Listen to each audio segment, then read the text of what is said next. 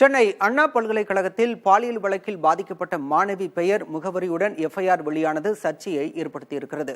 விவரங்களை செய்தியாளர் அன்பரசனிடம் கேட்கலாம்.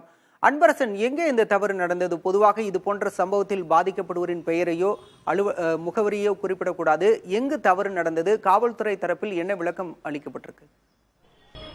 சென்னை அண்ணா பல்கலைக்கழக வளாகத்தில் மாணவி பாலியல் வன்கொடுமை செய்யப்பட்ட சம்பவத்தில் அதன் எஃப்ஐஆர் காப்பி தற்போது வெளியாகி மிகப்பெரிய ஒரு சர்ச்சையை ஏற்படுத்தியிருக்கிறது. குறிப்பாக அண்ணா பல்கலைக்கழகத்தில் கடந்த 23ஆம் தேதி இரவு பல்கலைக்கழகத்தில் படிக்கும் மாணவியை இதே பகுதியைச் சேர்ந்த கோற்றுப்புறம் மண்டபம் தெரு பகுதியைச் சேர்ந்த ஞானசேகரன் என்ற நபர் பாலியல் வன்கொடுமை செய்து அவர் கைது செய்யப்பட்டு நேற்றிரவு சிறையில் அடைக்கப்பட்டார். இந்த நிலையில்தான் இந்த சம்பவம் குறித்தான எஃப்ஐஆர் காப்பியானது தற்போது வெளியாகி மிகப்பெரிய ஒரு சர்ச்சையை ஏற்படுத்தியிருக்கிறது. குறிப்பாக பாலியல் வன்கொடுமை, பாலியல் சீண்டல் மற்றும் போக்சோ வழக்குகளில் விக்டிம், அதாவது பாதிக்கப்பட்ட நபரின் பெயர் விவரங்கள் வெளியிடக்கூடாது என்பது சட்டம்.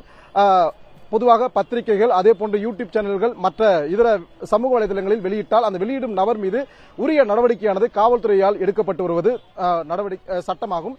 இந்த நிலையில்தான் தற்போது இந்த சம்பவம் தொடர்பான எஃப்ஐஆர் காப்பி வெளியாகி மிகப்பெரிய பரபரப்பை ஏற்படுத்தியிருக்கிறது. அந்த வழக்கு பதிவு விவரத்தில் பாதிக்கப்பட்ட பெண்ணின் பெயர், முகவரி, அவர் எங்கே வசிக்கிறார், எந்த கல்லூரியில் எந்த துறையில் அவர் படித்து வருகிறார், எந்த நபருடன் தனியாக அமர்ந்திருந்தார் என்பது குறித்த பல்வேறு தகவலும் அந்த எஃப்ஐஆர் காப்பியில் வெளியாகி இருக்கிறது.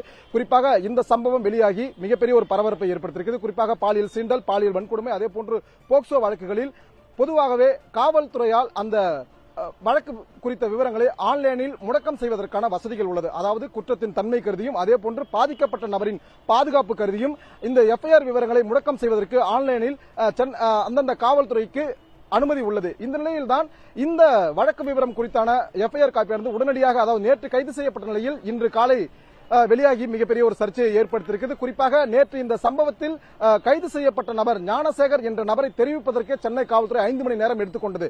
குறிப்பாக 11 மணி அளவில் அந்த ஞானசேகர் கைது செய்யப்பட்டார். ஆனால் அவரது ஒரு நபர் கைது செய்யப்பட்டார் என்றுதான் சென்னை காவல்துறை தெரிவித்திருந்ததை தவிர யார் கைது செய்யப்பட்டார், எந்த பகுதியைச் சேர்ந்தவர் கைது செய்யப்பட்டார், அவர் பெயர் என்ன, அவரது வயது என்ன, அவரது முகவரி என்ன என்பது குறித்த எந்த விவரங்களும் சென்னை காவல்துறை வெளியிடவில்லை. சரியாக 11 மணிக்கு கைது செய்யப்பட்ட அந்த ஞானசேகரை மாலை 5 மணிக்குத்தான் சென்னை காவல்துறையானது அந்த நபரின் பெயர், விவரங்கள், மற்ற விவரங்களை வெளியிட்டது.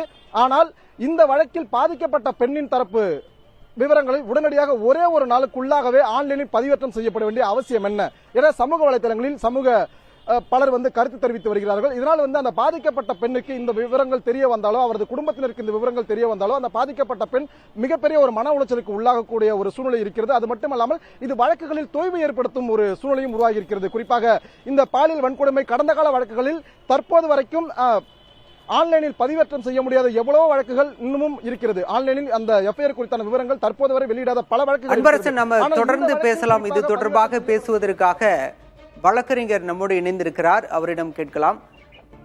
சுதாராமலிங்கம் வழக்கறிஞர் நம்மோடு இணைந்திருக்கிறார், அவரிடம் பேசலாம். மேடம், வணக்கம். மேடம், வணக்கம். இப்போ இந்த விவகாரத்துல காவல்துறை மெத்தன போக்கா செயல்பட்டு இருக்கா? எப்படி அணுகிறது இந்த பிரச்சனைய? இது மெத்தனம் மாத்திரம் முடியாது, அப்சல்யூட் டைரக்ஷன் ஆஃப் டியூட்டி அப்படின்னா அது அவருடைய கடமையிலிருந்து வழிநீக்கிறார்கள் சொல்ல வேண்டும். எந்த சூழ்நிலையிலும் இந்த மாதிரியான பாலியல் உட்படுத்தப்பட்டவருடைய பெயர், அவருடைய டீட்டெயில்ஸ் எல்லாம் வெளியில் தெரிவிக்க கூடாதுங்கிறதுக்கான சட்டங்கள் இருக்கு, சுப்ரீம் கோர்ட் கைட்லைன்ஸ் இருக்கு. அப்படி இருக்கும்போது எப்படி லீக் பண்ணிருக்கலாம்? இந்த மாதிரி நீங்க அகேன்ஸ்டாக சட்டப்பூர்வ நடவடிக்கை எடுத்தா 2 வருஷம் வரைக்கும் அவங்களுக்கு பனிஷ்மெண்ட் உண்டு. இந்த சொல்லும்போது இன்னொன்னு என்ன சொல்ல விரும்புறேன் அப்படின்னு சொன்னா, சாதாரண கதியில இதெல்லாம் வெளியில கொண்டு பொழுது ஏதோ ஒரு ரைட்டர் லெவல்ல, ஒரு கான்ஸ்டபிள் லெவல்ல அவங்கள மாத்திரம் சஸ்பெண்ட் பண்ணிச்சு அவங்க மேல மாத்திரம் ஆக்ஷன் எடுப்பாங்க. நிச்சயமாக இதற்காக அதுல அந்த துறையில் இருக்கக்கூடிய மேலதிகாரி மேலும் கூட நாம வழக்கு பதிவு செய்யப்பட்டு ஆக்ஷன் எடுக்கணும்னு நினைக்கிறேன். இணைப்பில் தங்களுடைய கருத்துக்களை பகிர்ந்து கொண்டமைக்கு நன்றி சுதாராம். தொடர்ந்து அன்பரசன், தற்போது இந்த சம்பவத்தை கண்டித்து தற்போது அங்கு அதிமுக தரப்பில் போராட்டம் நடத்தப்பட்டு வருகிறது. அங்கு யார் யார் போராட்டத்தில் ஈடுபட்டிருக்கிறார்கள்? தற்போதைய கள நிலவரம் என்ன?